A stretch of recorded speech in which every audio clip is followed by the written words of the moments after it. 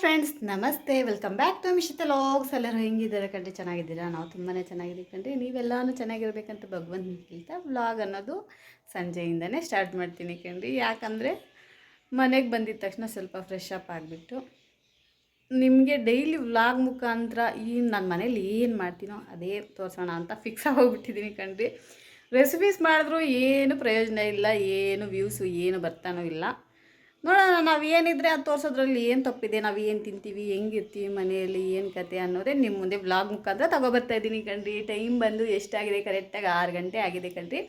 ಇವಾಗ ಬಂದು ಮುಖ ತೊಳ್ಕೊಂಡು ಡ್ರೆಸ್ ಎಲ್ಲ ಚೇಂಜ್ ಮಾಡಿಕೊಂಡು ಬರೋವಾಗ ಈರುಳ್ಳಿ ಮತ್ತು ಪಪ್ಪಾಯ ಒಬ್ಬರು ಕೊಟ್ಟರು. ಈರುಳ್ಳಿ 100 ರೂಪಾಯಿಗೆ 5 kg ತಗೊಬಂದ್ವಿ. ಇನ್ನು ನಮ್ಮ ಯಜಮಾನ್ರು ಹಾಲ್ಗೆ ಹೋಗಿದ್ದಾರೆ, ಹಾಲು ತಗೊಬರ್ತಾರೆ. ಕಾಫಿ ಮಾಡಿಕೊಂಡು ಬಾಕ್ಸ್ಗಳು ಅವು ಇವು ತೊಳೆದ್ಬಿಟ್ಟು ಅನ್ನಕ್ಕೆ ಇಕ್ಬಿಡ್ತೀನಿ ಕಣ್ರಿ. ನಮ್ಮ ಯಜಮಾನ್ರಿಗೆ ಬೆಳಗ್ಗೆ ಪೂರಿ ಮಾಡಿದ್ದೆ. ಅವ್ರಿಗೆ ಪೂರಿ ತಿಂದರೆ ಅಷ್ಟು ಬೇಗನೆ ಹಸುವಾಗ್ಬಿಡುತ್ತಲ್ಲ ತಿಂದರೆ, ಎಲ್ಲೋ ಹೊಟ್ಟೆ ತುಂಬುತ್ತೆ.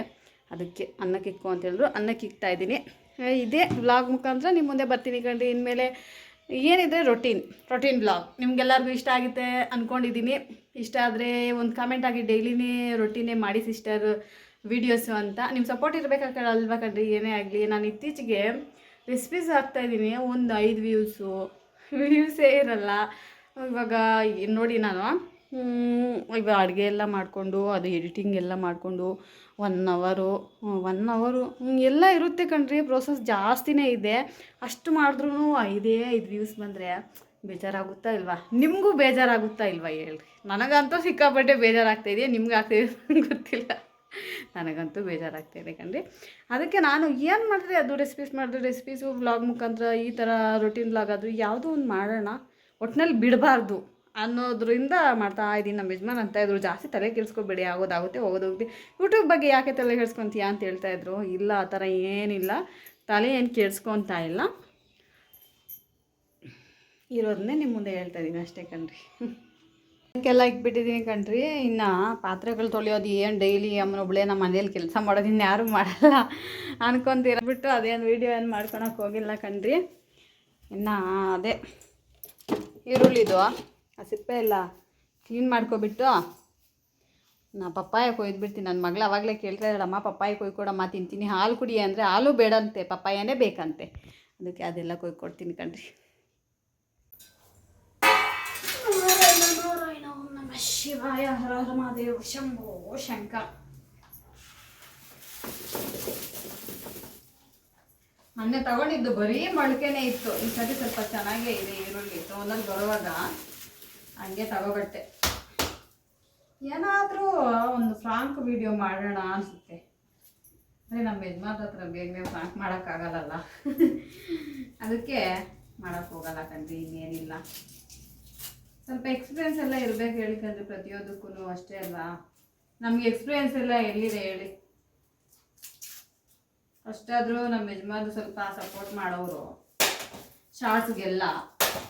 ಇವಾಗ ಅವ್ರಿಗೆ ಆಫೀಸಲ್ಲಿ ತುಂಬಾ ಕೆಲಸ ಇರುತ್ತೆ, ಮನೆಗೆ ಬಂದು ಅವರು ಹೋಗ್ಬಿಡ್ತಾರೆ, ನನಗೂ ಸಾಕೋಗ್ಬಿಟ್ಟಿರುತ್ತೆ. ಏನು ಮಾಡೋದು? ಅದಕ್ಕೆ ವೀಡಿಯೋಸ್ ಆದರೂ ಮಾಡೋಣ. ಒಂದು ಸರಿ ಹಿಡಿದ್ಮೇಲೆ ಅದನ್ನು ಕಂಟಿನ್ಯೂ ಮಾಡಬೇಕು, ಮಧ್ಯದಲ್ಲಿ ಬಿಟ್ಬಿಟ್ರೆ ಏನು ಚೆನ್ನಾಗಿರುತ್ತೆ? ಇವಾಗ ಯೂಟ್ಯೂಬೇ ಆಗಲಿ, ಯಾವುದೇ ಒಂದು ಕೆಲಸ ಆಗಲಿ, ಕಷ್ಟನೋ ಸುಖನೋ ಮಾಡ್ಕೊಂಡು ಹೋಗ್ತಾ ಇರಬೇಕು. ಮಧ್ಯದಲ್ಲಿ ಮಾಡಿಬಿಟ್ರೆ 1-2 ದಿವಸ ಎಲ್ಲ ಆಗೋಯ್ತು ಆವಾಗಲೇ. ಅದೆಲ್ಲ ಬೇಡ. ಅದಕ್ಕೆ ನಾನು ಇರೋದನ್ನ ಮಾಡ್ಕೊಂಡು ಹೋಗೋಣ ಅಂದ್ಕೊಂಡು ಕಂಟಿನ್ಯೂ ಮಾಡ್ತಾಯಿದ್ದೀನಿ ಕಣ್ರಿ. ಏನಿದ್ರೆ ಅದು ಸ್ವಲ್ಪ ಕಷ್ಟಪಟ್ಟರೆ ಪ್ರತಿಫಲ ಅನ್ನೋದು ಎಲ್ಲೋ ಒಂದು ಹತ್ರ ಸಿಗ್ತೈತಲ್ವಾ? ಕಷ್ಟ ಬೀಳ್ಬೇಕಷ್ಟೇ. ಇವತ್ತಿಲ್ಲ ಅಂದರೆ ನಾಳೆ ಇಲ್ಲ ಅಂದರೆ ಯಾವತ್ತೋ ಒಂದು ದಿವಸ ದೇವರು ಕಷ್ಟ ಬಿದ್ದರೆ ಪ್ರತಿಫಲ ಅನ್ನೋದು ಕೊಟ್ಟೇ ಕೊಡ್ತಾನೆ. ಅದಕ್ಕೆ ಬಿಡ್ದಿರ ಮಾಡ್ತಾಯಿದ್ದೀನಿ ಕಣ್ರಿ. ಯೂಟ್ಯೂಬ್ ಏನು ಮಾಡ್ತಾಯಿದ್ದೀನಿ ಅಂದರೆ ಯೂಟ್ಯೂಬ್ ವಿಡಿಯೋಸ್ ಮಾಡಬೇಕಲ್ವ? ಅಷ್ಟೊಂದು ಈಸಿ ಏನಲ್ಲ. ನನಗೂ ಸ್ಟಾರ್ಟಿಂಗಲ್ಲಿ ನಾನು ನೋಡಿಬಿಟ್ಟು ಅಷ್ಟೇನಾ ಇಷ್ಟೇ ಹಂಗೆ ಹಿಂಗೆ ಇವ್ರಿಗೆ ಇಷ್ಟು ಬರುತ್ತಾ ಅಷ್ಟು ಬರುತ್ತಾ ಅಂದ್ಕೊಂಡೆ. ಅದು ಹಿಂಗೆ ಅವ್ರ ಕಷ್ಟ ಎಷ್ಟೋ ಇದೆ. ಸಾರಿ ಕಣ್ರಿ. 1,000 ಸಬ್ಸ್ಕ್ರೈಬರು ಮತ್ತು 4,000 ವಾಚ್ ಅವರ್ ಬರಬೇಕಂದ್ರೆ ಅವ್ರ ಕಷ್ಟ ಎಷ್ಟಿರುತ್ತೆ ನೀವೇ ಗೆಸ್ ಮಾಡಿ.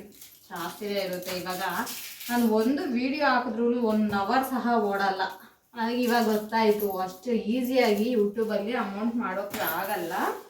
ಅದರಲ್ಲೂ ತುಂಬಾ ಕಷ್ಟ ಇದೆ ಅಂತ. ಒಬ್ಬೊಬ್ರು ಅಂತಾರೆ, ಏನು ಈ ಸೋಷಿಯಲ್ ಮೀಡಿಯಾದಲ್ಲೆಲ್ಲ ಕಾಣಿಸ್ಕೊಂತೀಯಲ್ಲ, ಅಮೌಂಟು ಎಷ್ಟು ಬರ್ತಾ ಇದೆ ಅಂತ ಕೇಳ್ತಾರೆ ಒಬ್ಬೊಬ್ರು, ರಿಲೇಟಿವ್ಸ್ ಎಲ್ಲ ಆಗಲಿ ಯಾರಾದರೂ ಆಗಲಿ. ಪ್ರೋಸೆಸ್ ಗೊತ್ತಿರಲ್ವಾ ಕಣ್ರಿ, ಗೊತ್ತಿದ್ರೆ ಅವರು ಕೇಳಲ್ವಲ್ಲ. 4000 ಸಬ್ಸ್ಕ್ರೈಬರ್ಸು, 4000 ವಾಚ್ ಓವರ್ ಬರ್ಬೇಕಂದ್ರೆ ಇಷ್ಟೊಂದು ಕಷ್ಟ ಇದೆ ಅಲ್ವಾ. ಏನು ಮಾಡೋಕ್ಕಾಗಲ್ಲ. ಇಳಿದ ಮೇಲೆ ಜಯ ಬರೋ ತನಕ ತಾಳ್ಮೆಯಿಂದ ಮಾಡ್ಕೊಂಡು ಹೋಗೋಣ. ನಮ್ಗೆ ಏನು ಗೊತ್ತಿದ್ರು ಅದು ಅಲ್ವಾ. ಅವ್ರಿಗಷ್ಟು ಇವ್ರಿಗಿಷ್ಟು ಬೇಡ, ನಮಗೆ ಎಷ್ಟೋ ಭಗವಂತ ಕಷ್ಟ ಬಿದ್ದರೆ ಎಲ್ಲೋ ಒಂದು ಹತ್ರ ಪ್ರತಿಫಲ ಅನ್ನೋದು ಸಿಕ್ಕೇ ಸಿಗುತ್ತೆ. ಹಿಂಗೆ ಮಾಡ್ಕೊತಾ ಇದ್ದೀವಿ ಸರ್. ನೋಡಿ, ಇದು ಮೊಳಕೆ ಎಲ್ಲ ಬಂದಿದೆಯಲ್ಲ, ಸಪ್ರೇಟ್ ಇಟ್ಕೊಂಡ್ಬಿಡ್ತಾ ಇದ್ದೀನಿ. ಇವಾಗ ಇದು ಬೇಗನೆ ಯೂಸ್ ಮಾಡ್ಬೋದು. ಇದು ಸ್ವಲ್ಪ ಬಿಸಿಲಿಗೆ ಇಕ್ಕಿದ್ರೆ ಸ್ವಲ್ಪ ಇದಾಗುತ್ತೆ.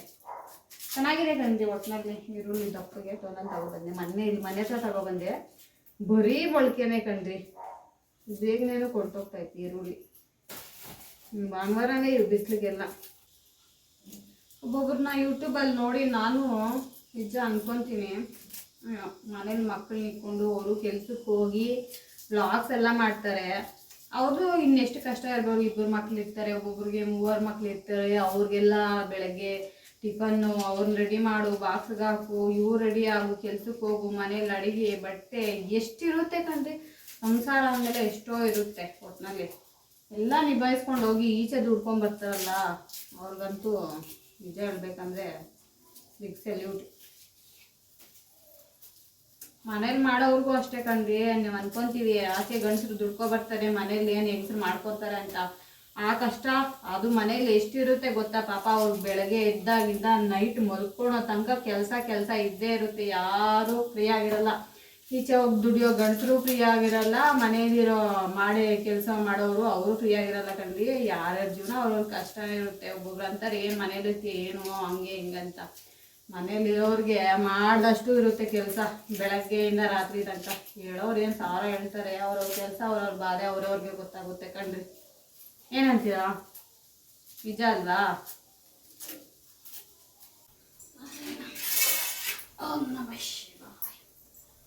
ದೊಡ್ಡ ಪಪ್ಪಾಯ, ದೊಡ್ಡ ಪಪ್ಪಾಯ, ಬಿಗ್ ಸೈಜ್ ಪಪ್ಪಾಯ.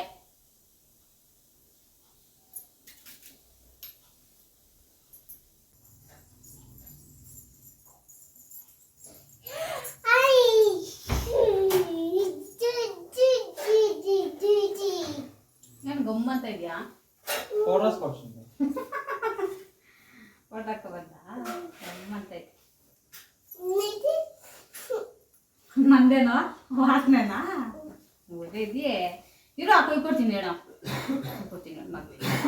ಅಲ್ಲಿ ವೀಡಿಯೋ ಮಾಡ್ತಾ ಇದ್ದೀನಿ. ಗುಗ್ಗೋ ಕೆಲಸಗಳೆಲ್ಲ ಮಾಡಬೇಡ, ನೆಕ್ಕೋದೆಲ್ಲ ಕಟ್ ಮಾಡ್ಕೊಡ್ತೀನಿ ತಿನ್ನಿ ಅಂತ. ನಾನು ತಿಂತೀನಿ, ನೀನು ತಿಂತೀಯ, ಅಪ್ಪ ತಿಂತೆ, ಅಜ್ಜಿ ಕೊಡು.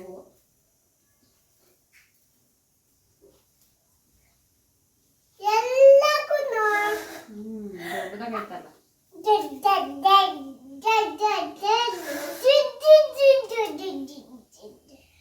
ಏನು ಮಾಡ್ತಾ ಇದ್ದೆ? ಏನು ಮಾಡ್ತಾ ಇದ್ದೆ? ಫೋಟೋ ಹಾಸ್ಕೊಂಡು ಚೆನ್ನಾಗೈತೆ ವಾಸನೆ, ಸೂಪರ್. ಅಲ್ಲ ಇದ್ಬಿಟ್ಟು ಬರೋದು ಇನ್ನು ಸ್ವಲ್ಪ ಹೊತ್ತು.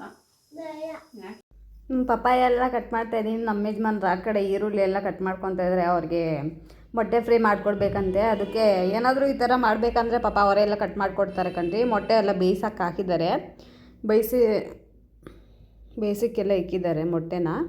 ಅನ್ನಕ್ಕೆಲ್ಲ ಇಕ್ಬಿಟ್ಟಿದ್ದಾಯಿತು. ಇನ್ನು ಪಾತ್ರೆಗಳೆಲ್ಲ ತೊಳೆದೆ, ಇನ್ನೂ ಬೀಳ್ತಾ ಇರುತ್ತೆ, ತೊಳೆಯೋದೇನಿರುತ್ತೆ. ಅಷ್ಟೊತ್ತಿಗೆ ಪಪ್ಪಾಯ ಎಲ್ಲ ಕಟ್ ಮಾಡ್ಕೊಂಡು ನಾನು ನನ್ನ ಮಗಳು ನಮ್ಮ ಅಜ್ಜಿಗೆಲ್ಲ ಕೊಟ್ಟು ಕಳಿಸಿ ನಾವು ತಿಂತಾಯಿದ್ದೀವಿ ಕಣ್ರಿ. ಇನ್ನು ಅವ್ರಿಗೆ ಮೊಟ್ಟೆ ಫ್ರೈ ಮಾಡಬೇಕು ಅಂತ ಹೇಳಿದ್ರು.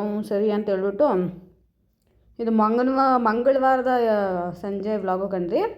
ಇನ್ನು ಬೆಳಗ್ಗೆ ಪೂರಿ ಮಾಡಿದ್ನಲ್ಲ, ಅದೇ ಬಾಣಲಿಗೆ ಎಣ್ಣೆ ಇತ್ತು, ಅದನ್ನಲ್ಲೇ ಫ್ರೈ ಮಾಡಿಕೊಟ್ಬಿಟ್ಟೆ. ಸಾಂಬಾರಿತ್ತು, ಅಲಸಂದಿ ಕಾಳು ಸಾರು ಸೋಮವಾರ ಮಾಡಿದ್ದಿದ್ದು. ಇನ್ನು ಬೆಳಗ್ಗೆ ಪೂರಿ ಮತ್ತು ಸಾಂಬಾರಿತ್ತಲ್ವ, ಅದು ತಿಂದ್ವಿ. ಕಾಳು ಸಾಂಬಾರಿತ್ತು. ಇನ್ನು ಅದಕ್ಕೆ ಅನ್ನ ಮಾಡಿಬಿಟ್ಟು ಮೊಟ್ಟೆ ಫ್ರೈ ಮಾಡಿಕೊಟ್ಟೆ. ಅವ್ರು ಮಾಡಿಕೊಡು ಅಂದರು. ನಮ್ಮನೇಲಿ ಮೊಟ್ಟೆ ಫ್ರೈಯೇ ರೊಟೀನು. ಅವಾಗವಾಗ ಮಾಡ್ತಾನೆ ಇರ್ತೀವಿ. ಮೊಟ್ಟೆ ಬೇಯಿಸ್ಕೊಂಡು ತಿಂತಾಯಿರ್ತೀವಿ ಕಣ್ರಿ. ಅವ್ರಿಗೆ ಬೆಳಗ್ಗೆ ಮಧ್ಯಾಹ್ನ ಪೂರಿ ತಿಂದ್ರಂತೆ. ಬೇಗನೆ ಹೊಟ್ಟೆ ಹಸಿತಾ ಇದೆಯಮ್ಮ, ಬೇಗನೆ ಅನ್ನಕ್ಕೆ ಇಕ್ಬಿಡು, ನನಗೆ ಫ್ರೈ ಮಾಡಿಕೊಟ್ಬಿಡು ಮೊಟ್ಟೆ ಫ್ರೈ, ನಂಗೆ ಹೊಟ್ಟೆ ಹಸಿತಾ ಇದೆ ತಿನ್ಬೇಕಂತ ಹೇಳಿದ್ರು. ಅದನ್ನೇ ಮಾಡಿಕೊಟ್ಟೆ ತಿಂತಾಯಿದ್ದಾರೆ ಕಣ್ರಿ. ಇದು ರೊಟೀನ್ ವ್ಲಾಗು ಖಂಡಿತ ನಿಮ್ಗೆಲ್ಲರಿಗೂ ಇಷ್ಟ ಆಗಿರುತ್ತೆ ಅಂದ್ಕೊಂಡಿದ್ದೀನಿ ಕಣ್ರಿ.